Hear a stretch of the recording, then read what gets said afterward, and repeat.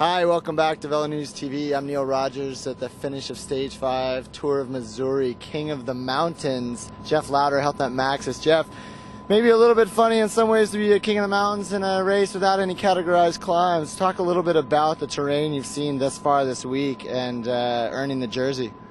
Yeah, it hasn't really been mountains per se, but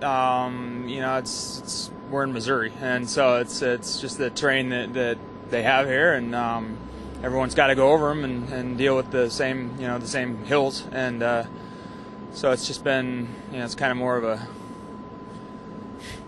uphill sprinters trophy or something like that, but it's been it's been great to win this thing. I think I've got it sewn up now, and so I'm really psyched to have been able to hold the jersey all week, and the Health Net Maxxis team, all the guys have really supported me really well, and really it's been a team effort to get this jersey, so I'm really happy. Yeah, I was wondering, I mean, when the breakaways were forming today, obviously I imagine you were on the radio with Jeff Corbett, the team director, trying to find out who's in the break, if they've got any mountains points, and talk a little bit about that, and finally when the right one goes away.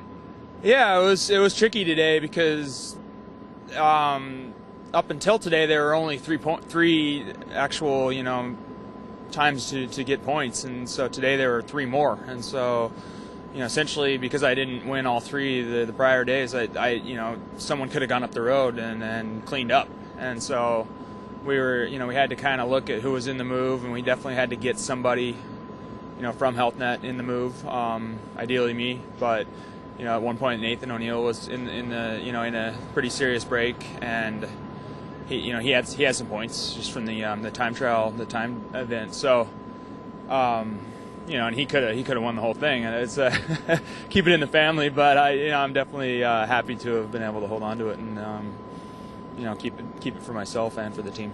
Yeah, I mean, in some ways that jersey is a bit of the saving grace for Health Net, which Frank Pipp finished second behind George, and obviously Nathan was a big hope for the GC, but then when the break went away, he lost his chances for the GC. There's still one more day tomorrow, of course. You guys got guys like Carl Menzies and Frank Pipp to go for the stage win, but I'm sure this is one thing that the team can kind of anchor around.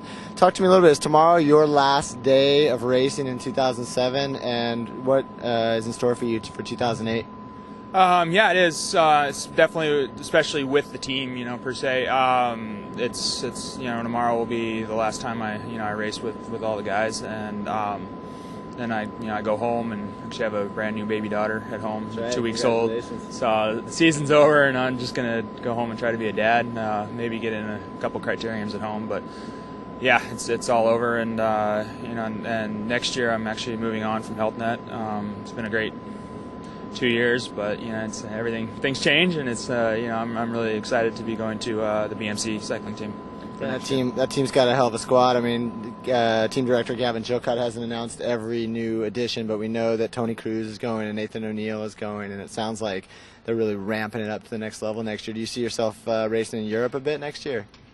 I think it could happen. Yeah, the team is there's a certain kind of progression that BMC is working on. It's the third year. Next year will be the third year that the team has been in existence, and each year the management has tried to make a small step, not overdo it. And so next year the logical step is to go to Europe, but in a modest way. And so I think we'll be over there, but not going for pro tour. Sure. Well, nice job with this race, Jeff. Thanks for the time. Thanks a lot, Neil.